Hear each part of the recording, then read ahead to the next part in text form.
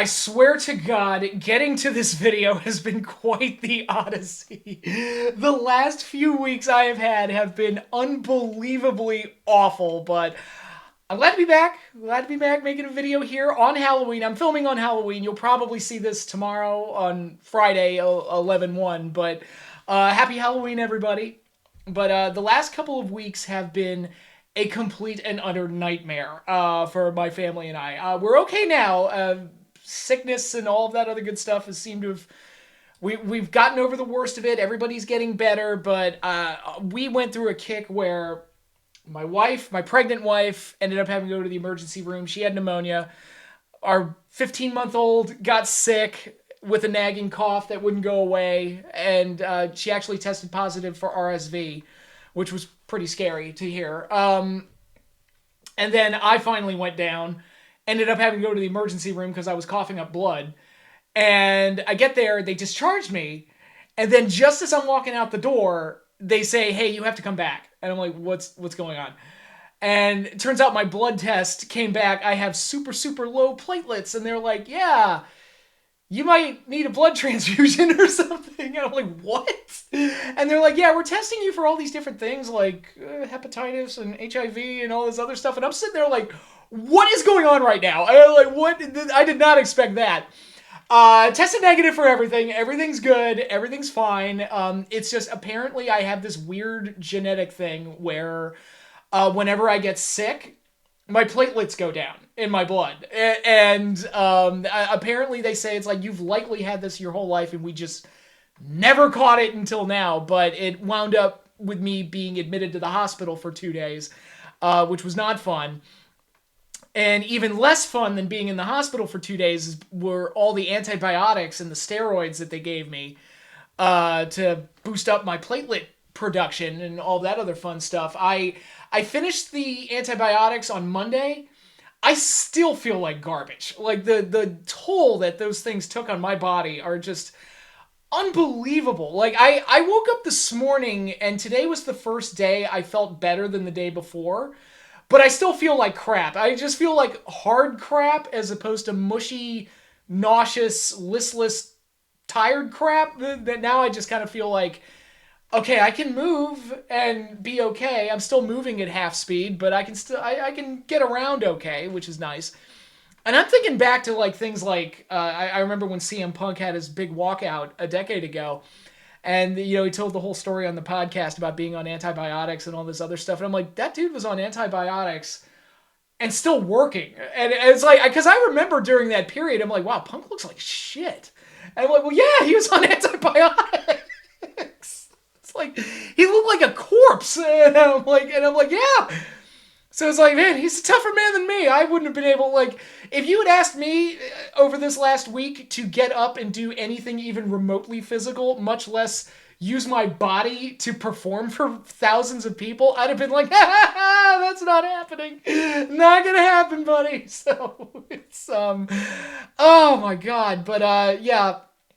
Worst is over now. I have a few follow-up doctor's appointments and all that other stuff, but man, getting old sucks. I mean, this year, the last time I went to the emergency room was back in high school. And that was for like a freak, like, infection that I had, like a 1 in a million type of thing. Like, just like, hardly ever happens to anybody. And I haven't been to the emergency room since then. This year alone, I had to go in for my heart, which ended up being a false alarm, thank God, but it still was, chest pains are nothing to screw around with. Then I had the situation with my back, and now I had this whole fiasco blow up in my face and turn into a 2-day hospital stay, which I'm still ticked off about because I shouldn't have been admitted, quite honestly. It was so funny because they had me in the emergency room. Well, when they brought me back to the emergency room, the same nurse was there, and she's like, "What the heck are you doing back here?" And they're like, I don't know. It's like, you all called me. And they had to get an IV in. They had to wheel me up to my room.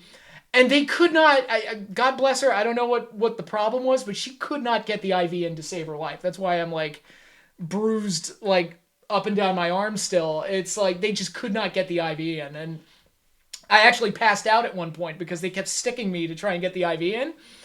And because I passed out, they had me labeled as a fall risk when I was up there on the floor. And I'm on the oncology ward with, like, 80, 90-year-old cancer patients. And I'm sitting there like, what is my life right now? What is this? Like, what is going on?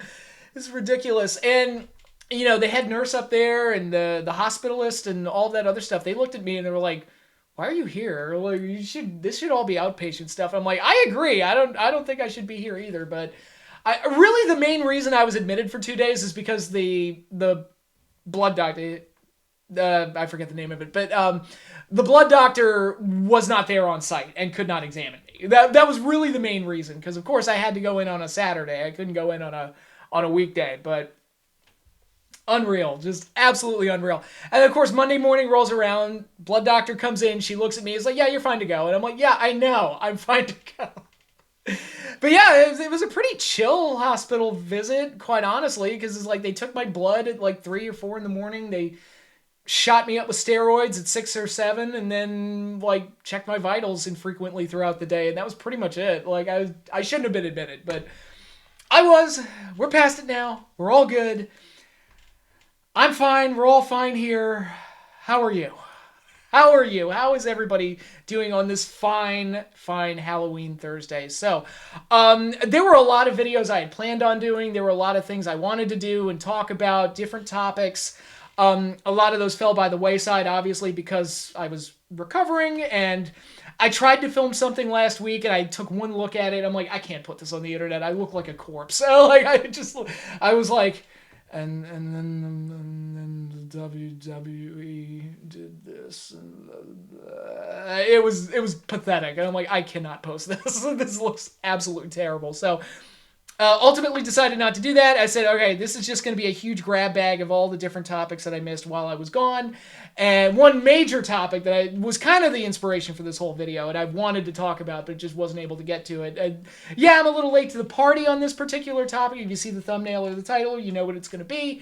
But it's like, look, I was in the hospital. Like, whatever. I'm playing catch up. Leave me alone. So, so we got all of that out of the way. I guess we can start with the recent news of like WWE's independent development program that they're doing, and I will know more when more details come out. I don't really have a whole lot to say about it. All I know is that this is another, kind of piece of evidence that WWE is evil and just wants to destroy the indies. It's like they want to control and like have the monopoly on everything, and it's just like it's another example of that. Because I'm thinking, wasn't NXT like their indie development program? Like, wasn't that what like the whole point of NXT was, to be like take up the indie guys and like develop them into the WWE style? Like I don't know. Like I will know more as more news comes out, but it's just like this is just another example of WWE trying to control the entire industry, and it's just like here we go again. So, Vince might not be there anymore, but his fingerprints sure are. Speaking of Vince, there's talks of him starting a new company. I don't know what that's going to be. It's been labeled an entertainment company, whatever the hell that means. I don't know what it is. I don't know what it's going to be like. I don't know what the quality is going to be. I have no idea. I'm going to be there with bells on when it shows up, because I'm a demonic little troll vampire that just loves cringe. So it's like, all right, whatever he cooks up, I want to be there to see it at least on day one, because it'll be hilarious. But other than that, I have absolutely no idea what is going on inside that man's mind. He's a unique soul, to say the least, and it'll be interesting to see what he does in a post WWE life for himself. So there is that. So moving on from there, one quick thing. My next video is going to drop on Monday, because that's going to be Godzilla's 70th anniversary. The big guy's turning 70 years old, so I'm going to have a lot to talk about on that particular day, do a nice little tribute to Godzilla on his big milestone birthday, and also make a little announcement. There's going to be a little announcement related to Godzilla in regards to his 70th anniversary, so be on the lookout for that. So no wrestling video next week. My next Q&A, it's coming, I swear. just everything kind of got blown up. So if you want to submit questions, use the email address in the description down below, and I will get to that Q&A possibly after next week. We shall see. Maybe I'll do 2 videos next week. We'll see. We'll see, because my work schedule just kind of just blew wide open for the next couple weeks, so I might have time to do another video. But bunch of other things, playing catch up. So I did see WrestleDream. I know that feels like it was an eternity ago, but I did see AEW WrestleDream, and I actually really liked it. Not like one of the best pay-per-views of the year or anything like that, but the actual layout of it, I was like, this was actually a tolerable pay-per-view and not like a burdensome, every match is half an hour long type of show that becomes exhausting, which AEW is prone to doing. And I think part of what helped with that is that they did the Swerve Strickland segment like right in the middle of the show, which kind of gave it an intermission or at least a break from the action. And that made it a little bit better and made it feel less cumbersome to watch. And it's not that the segment was like a filler segment or unimportant or anything like that. It was just kind of like, I can breathe. It's different. It's not them trying to force action down my throat the entire time. And it made the show feel a little bit better paced than normal. I mean, if I was going to be nitpicky, I probably would have opened the show with the 2 out of 3 falls match, because it's kind of a cold match. And it's like, yeah, it's 2 lucha guys. Let them go out there and have a high-flying match at the very start of the show rather than at the midpoint. But for the most part, it's like, yeah, it was a generally entertaining show. And the main event actually left an impression, because like, oh my God, Danielson lost. And that's kind of been guiding AEW storyline since then with this new group, the Death Riders, I think is going to be the official name that they're going with. Because I don't know why they've been calling them the Blackpool Combat Club still. It's like Regal's so far removed from it, it just seems pointless to use that name. But it's actually, I'll be honest, I thought last night's Dynamite was like the best one I've seen in a while, because stuff actually happened. Like it's, the Elite pieced out. They're like, you know what? We lost the tag titles. These Moxley people, they're running roughshod over everybody. We're out of here. We're burning documents. We're leaving. And it's like, oh, wow. Okay. That's interesting. And they beat up Brandon Cutler. And it's like, okay, so what is that going to turn into? I don't know. There's actually like things going on. And Bobby Lashley debuted. They're doing the whole thing with Swerve Strickland and MVP. And I'm like, oh, okay, like, not bad. And Private Party won the tag titles. Look, I'm not the biggest fan of Private Party, but I thought that came off really well. And I'm like, okay, so this is a pretty good episode of Dynamite that I'm actually going to remember next week. Because part of the problem with so much of wrestling programming, I mean, I know we levy that criticism at AEW, but it's really more of an industry-wide problem where it's like they just throw match on top of match on top of match at you, and it's just none of it sticks. It just goes in one ear and out the other, and like, what is this? Why am I watching this? And last night's Halloween Dynamite I thought was quite good. It was actually like, I felt like I actually watched a show that had some, consequences and events that actually happened. And more like that, you do more stuff like that, I think AEW will be in a much better position. I also watched Bound for Glory, TNA's big show. I do want to talk about that. I thought the show itself was probably okay for the most part. I was kind of, take it or leave it for the most part. I honestly, my favorite part of the show was the Hall of Fame. Even though like Rhino's speech felt a little rushed, it was just nice. It's like, all right, they paid tribute to Bob Ryder and they paid tribute to Rhino, and that was very nice. Very classy stuff. The show itself, it's like, it just kind of feels like every TNA thing I've ever watched, without like anything that special about it. Up until Joe Hendry lost to Nick Nemeth in the world title match, and I was like, that feels like a bad call, because it was clear, watching that show, it was clear that was the match that everybody was invested in. Everybody believes in Joe Hendry, and this felt like this should have been his crowning moment. And honestly, it reminded me of, I was having flashbacks to when Al Snow faced Shane Douglas in ECW at that, I think it was WrestlePalooza. And it just felt like Al Snow is mad over. He's one of the most over guys in ECW right now. And Shane, to use the behind the scenes stuff, Shane was hurt, so it just kind of feels like I think Al should get the belt, right? Like he should get the belt, right?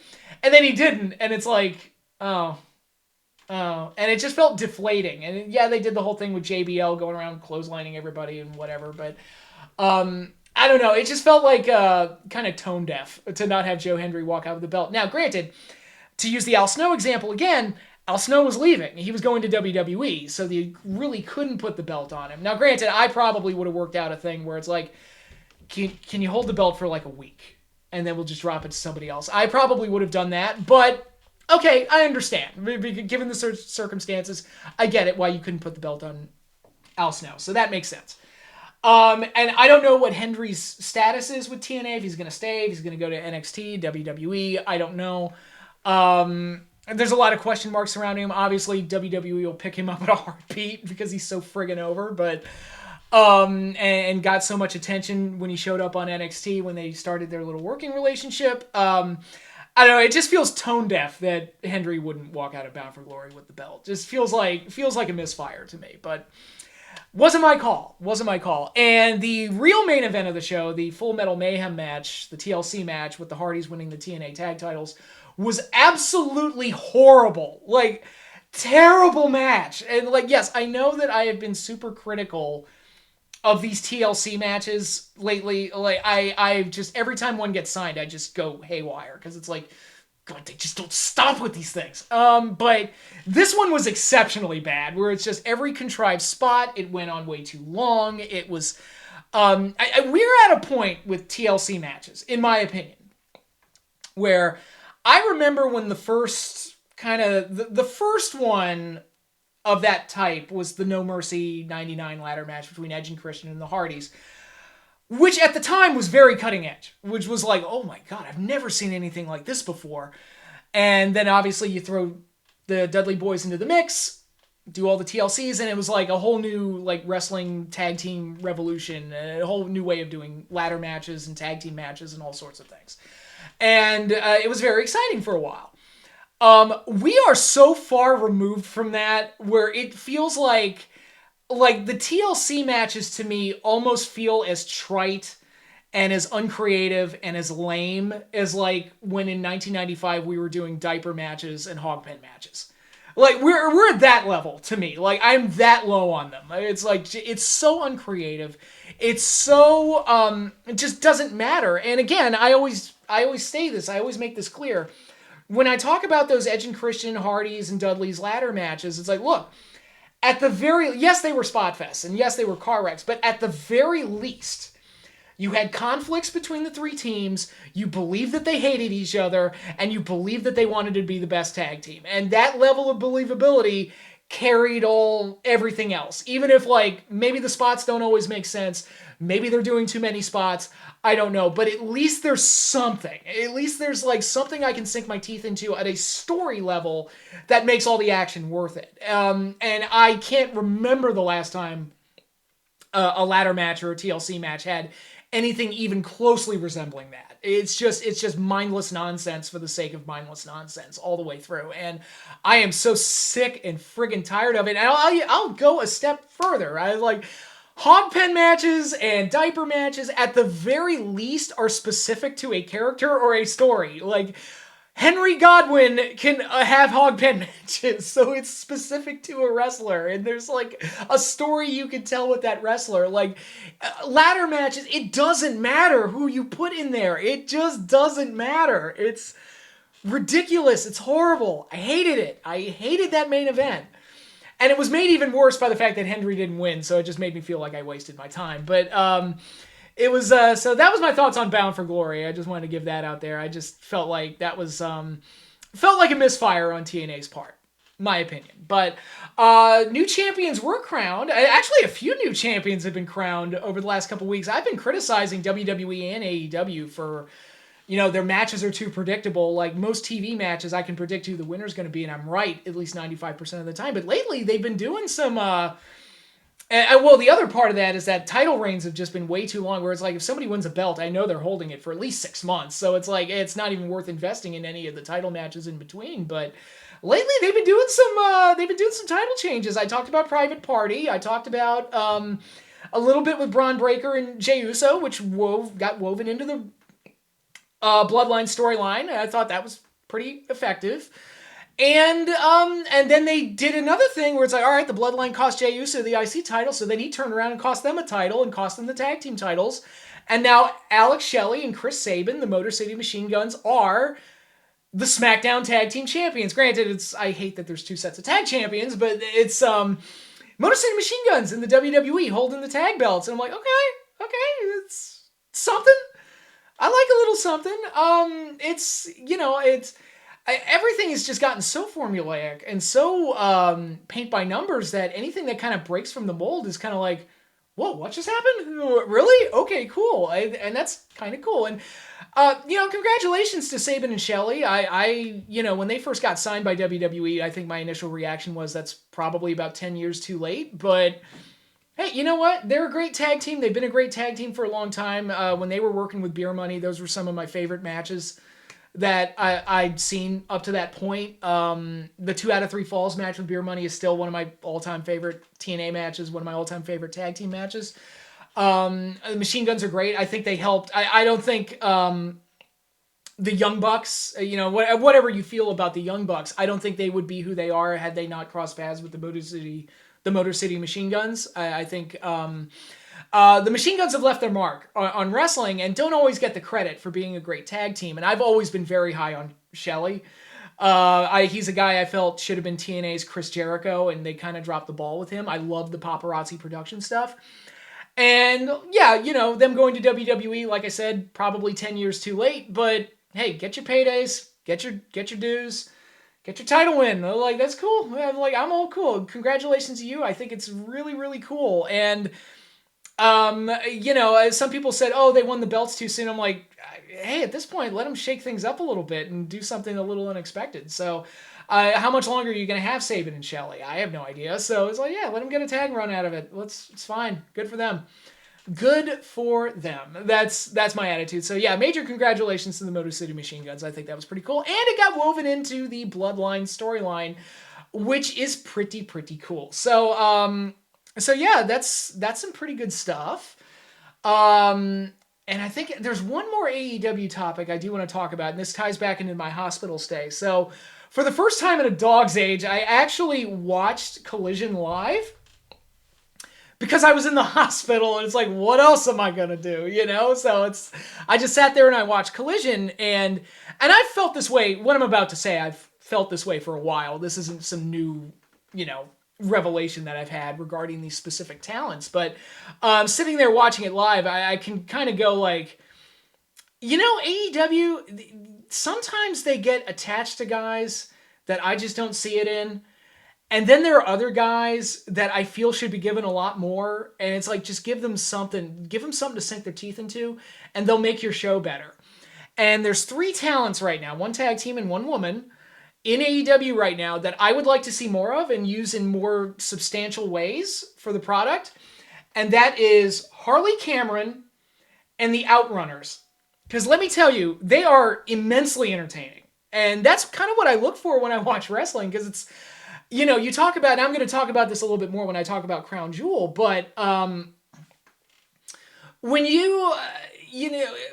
I think far too often we fans, we get way too obsessed with work rate and star ratings and in-ring ability and technical ability and all this other stuff that at the end of the day, you don't get over by being an awesome worker. You get over by being awesome. And that's not the same thing. A great example, Bryan Danielson, one of the greatest technical workers of all friggin' time, got his foot in the door in WWE, pitched his tent in WWE with the stupid yes chant. That's what got him over. It wasn't his in-ring ability. I'm not saying that the in-ring ability had nothing to do with it, but the big thing that really, connected him with the audience was the yes chant.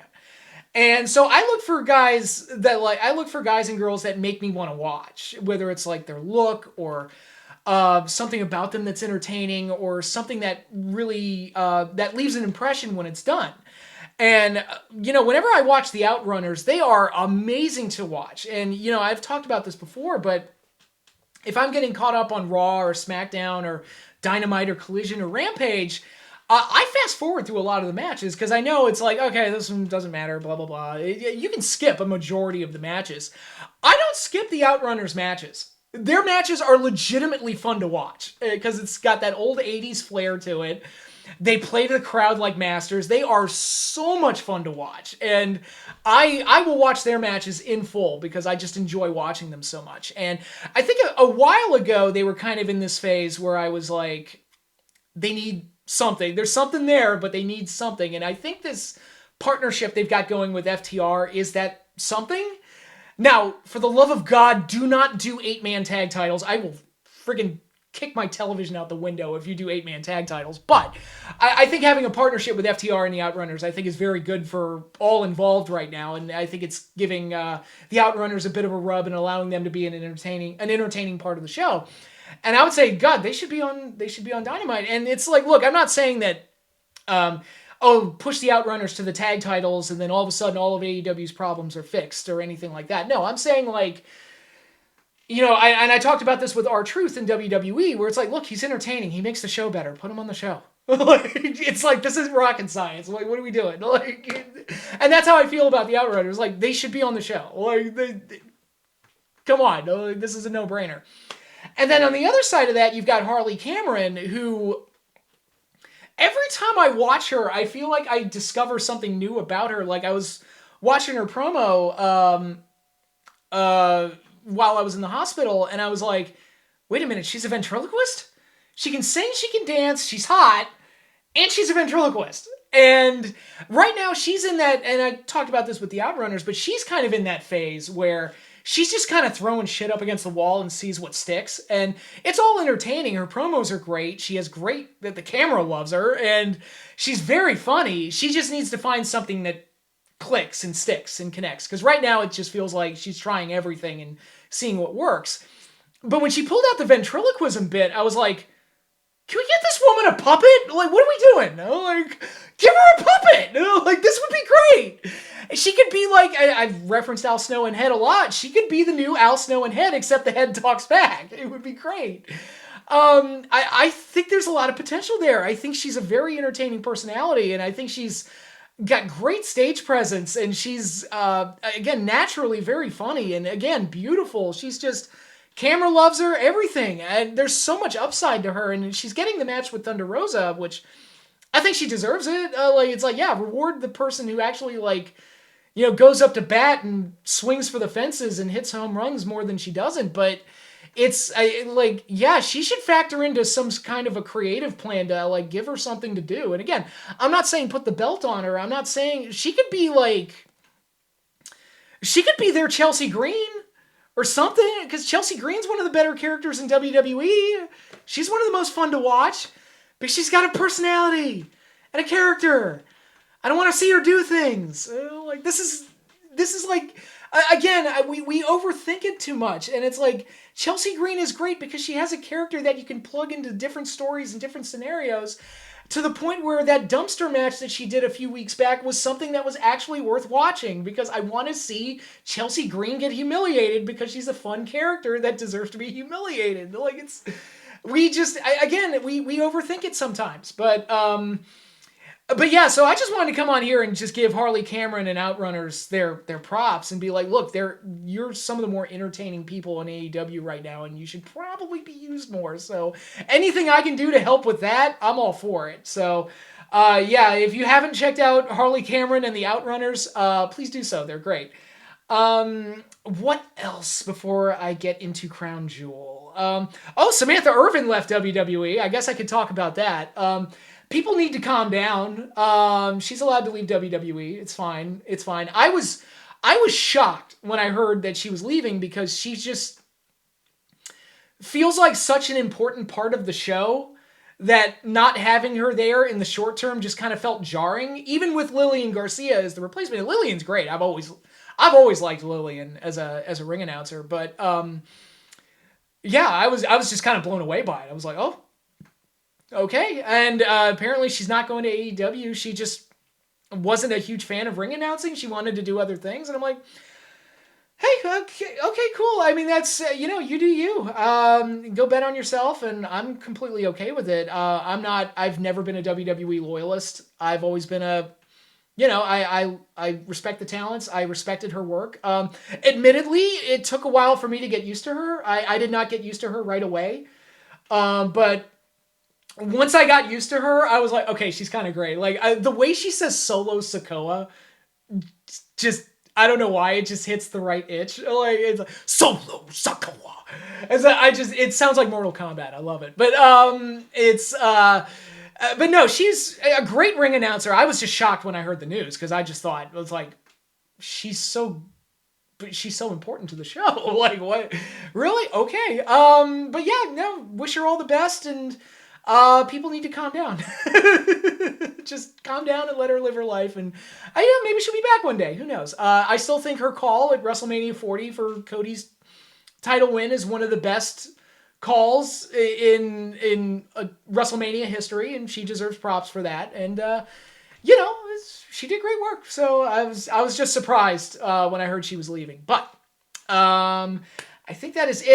All right, now before I get into my final topic, let's go ahead and preview Crown Jewel 2024, a show I really don't care all that much about. I'm not a big fan of the Saudi shows.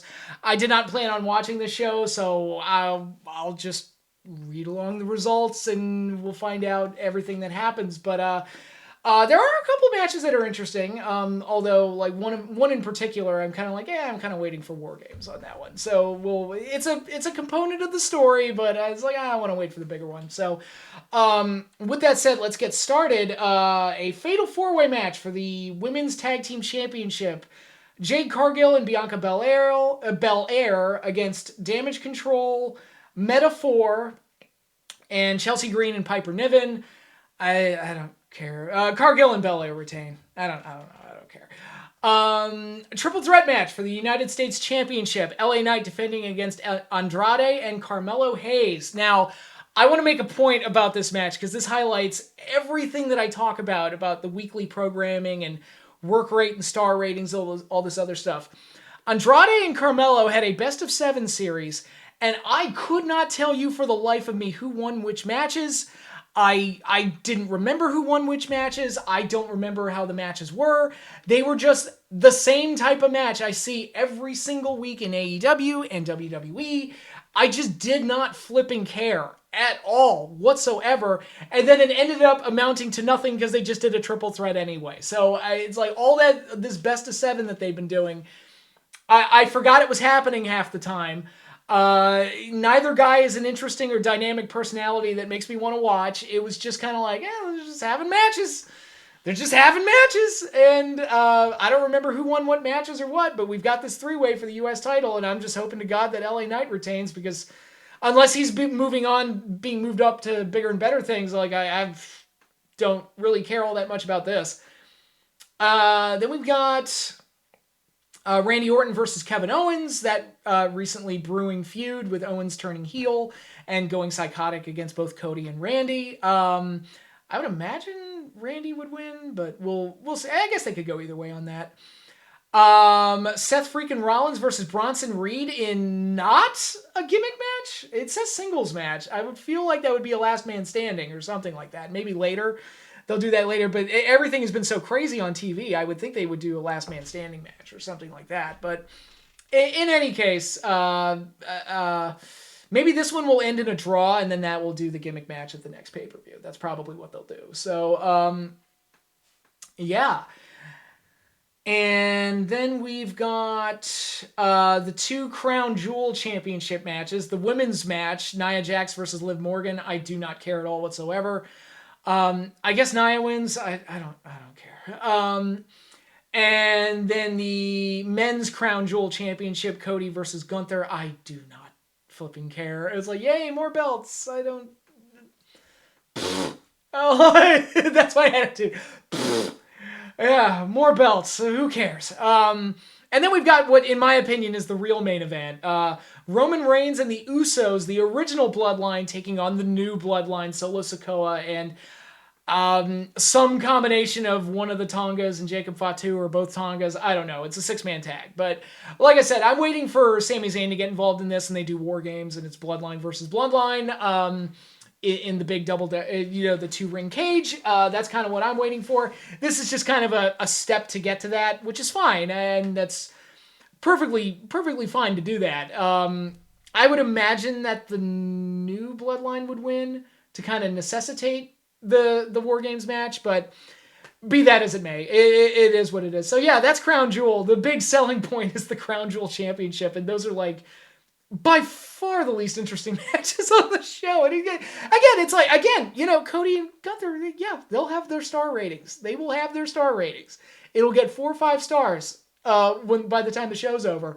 I don't care about the belt. I don't care about the situation. I don't care who holds the belt. I don't care that the belt even exists. I don't care. I just don't flip and care. And so you're starting from like a negative position right off the bat, involving 2 guys that I like. Cody and Gunther. I'm not shitting on them. Liv and Nia, that's a heel match. I care even less about that. But in any case, yeah, that's the card for that's the card for Crown Jewel. Hopefully you all enjoyed. I won't be watching it, but yeah. All right, and now that I have all of that out of the way, let's get into this topic, which I wanted to talk about. Ever since it happened on that fateful episode of Raw that Twitter went all nuts over and the online discourse went all nuts over, when it happened, when that son of a bitch, Carlito, made a joke that Kairi Sane and Io Sky speak Chinese instead of Japanese. And everybody lost their friggin' minds, and it was the most offensive thing to ever happen on a wrestling program ever. Ever. And Carlito should be called out for that. And it's despicable, it's uncouth, and he should be ashamed. He should absolutely be ashamed. Of course I am joking. The overreaction to that really mild-mannered joke was so unfounded that I shouldn't be surprised because of the way, discourse has been the last decade, really, where it's just the line for what's offensive just keeps moving more and more to the point where it's like, dude, you're not going to be allowed to say anything that's even a little bit unsavory or a little bit outside of the line. Because you get reactions like this online over something that I thought was like a kind of joke. It was a joke. And it's one of those things where it's like, dude, if it was Drew McIntyre and Carlito walked by and said, "Oh, that Irish accent really throws me off," nobody would have said a word. It's the same joke to me. It's unbelievable. How just up our own asses we get with just stupid minutia. And this is the type of thing with wrestling where it's like wrestling's supposed to provoke feelings and emotions and things like that. And when you're constantly saying you can't say this and you can't say this and you can't say this. When wrestling is founded on getting an emotional response from people and telling stories that connect with people and things and this is not that this stupid joke was ever going to create an amazing storyline or anything like that, but it's you've got to have something that connects with people, and you've got to have something that is emotionally resonant. And when you constantly say that these things are off limits and things like that, you're limiting yourselves and what you can do to the point where a silly throwaway joke is not even something that you can do. I wouldn't even know what to do to write a wrestling show at this point, where it's that was just, you know what? I saw the segment and I wrote it off as Carlito, he was just riffing, just threw a line out there and that was it. And it's okay, it feels on brand, feels on character for him. He's kind of a dumb heel. It really, and that's the other part of it. It's it says more about Carlito than it does. It's he's stupid. That's the joke, is that he's stupid.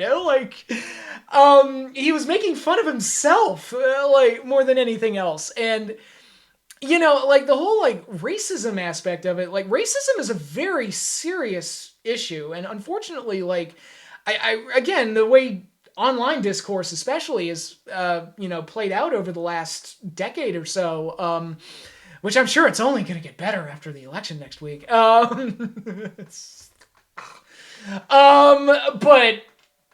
when you, like when you start like obsessing over little things like that, it really undermines like racism is a very serious thing, and we need to like move past certain things and actually fight against actual racism, and that's like. This didn't involve anybody not getting pushed because of their skin color or their race. This didn't involve somebody getting negatively impacted or held down because of their race. This was just a silly joke that everybody overreacted to. Of course, like the internet never overreacts. And to me, it's like when you throw garbage like that into the ether, and that gets whipped up into a discussion with things that actually are kind of important and actually are racist and things like that, you undermine it to me, and it just kind of makes everything even messier and even stupider. So you're taking something that's a very serious issue and you're undermining it with like mindless nonsense over something that is really not worth getting upset about. And granted, I'm bringing it back up again. I just wanted to... I would have made this video 2 weeks ago, but it was in the hospital. But I just wanted to get it out there because it's like, look, this is stupid. And I guess it kind of ties into the Triple H element where he did that that press conference where he said, I don't see color and that type of stuff, which again, on the face of it is not a horrible thing to say, but I knew he was going to get in trouble. When I heard that, I'm like, oh boy. Oh, buddy, you're in trouble. You're in trouble. And sure enough, he got in trouble for saying it. Now, but again, I've always been a big believer of, look, if you're talented and you can connect with the audience and they can make money with you, they're going to push you regardless of your skin color. And that, which is the way it should be. It should be kind of meritocratic in that way. One of my favorite stories from like the 80s, because it shows like Vince's unscrupulous nature, but also like, the individuality of a great talent, where Vince took the tapes from Mid-South to play on his own programming. It's like, oh yeah, give us footage of Junkyard Dog. We'll promote you. And we'll show footage of Junkyard Dog on our show. And like, oh, great. And then he shows all the footage, and then he signs Junkyard Dog. So he basically got them to use their footage to be an infomercial for him to bring in another top talent. And it basically took away the top draw from that territory. And it's like, wow, Vince is an asshole. But the part of that story that always gets me is that Junkyard Dog, they tried to replace him, I believe, with SD Jones. And it's like, you can't, look, no knock on SD Jones, you can't replace Junkyard Dog with SD Jones, because he's not the Junkyard Dog. He's just not. You can't just plug another black guy in there and then just be like, that'll fix it. And I'm like, no, Junkyard Dog is Junkyard Dog. Like, that's a completely different thing. He's an individual talent all to himself. And it's the individuals that matter, it's the talents that matter, and it's how you connect with the audience that matters. And, and I believe the question with Triple H, again, we're a few weeks removed from it, so I'm a little hazy on it, but it was something along the lines of like, African-American talents are being left off of pay-per-view cards. And it's like, well, the way that WWE's been structuring their pay-per-views lately, and Crown Jewel has like 7 matches on it, which is better, But that particular card, I forget the name of it, but it had like 5 matches. And they've kind of settled into this format where it's like a short AEW pay-per-view, where it's 3 hours, but all the matches are long, but there's just 5 of them, so it's less cumbersome. Whereas AEW has like 12 matches, and they're all long. This one, it's like, it's just short AEW pay-per-view is kind of what they've settled into. And I'm the type of guy, I'm old school, I'm like, I remember when we used to have like 8 matches. Like, why does every match need to be so friggin' long? So if you want to get additional people on the cards, I'm like, yeah, I agree with you. Like, the matches are too long. Even even with the 3-hour format that WWE is doing, you can easily get more people on the show. I like, okay, you want to talk about African American talents? R-Truth should be on a friggin' pay-per-view because he's one of the best things in WWE. Like, and his storylines with The Miz and everything else are like one of the better parts of the show. So just, yeah, put him on the card. Like, absolutely put it. And it doesn't have to be like the longest match in the world. Just put him out there. Like, we like him. We want to see him. And it's things like that where I'm like, I don't think Triple H meant anything by it at all whatsoever. I just think he was trying to be political and it blew up in his face mildly. And, you know, the internet being what it is likes to overreact. But it's like, yeah, I don't think it's a racism problem in WWE. I don't think WWE is a den of racists. Maybe they are. I don't know. I don't work there. But it's a structural problem, and the way they structure their pay-per-views and the way they got things set now, it's like only the best of their top stars, who are not all white, by the way. I mean, the Bloodline's been dominating WWE storylines for the last like half a decade, but it's just the way they structure things, and it's like, okay, so who should be, like, if you want to see more African Americans on WWE pay-per-views, okay, who should be getting those spots? R-Truth is my guy. Like, I would say Bobby Lashley, but he's in AEW now.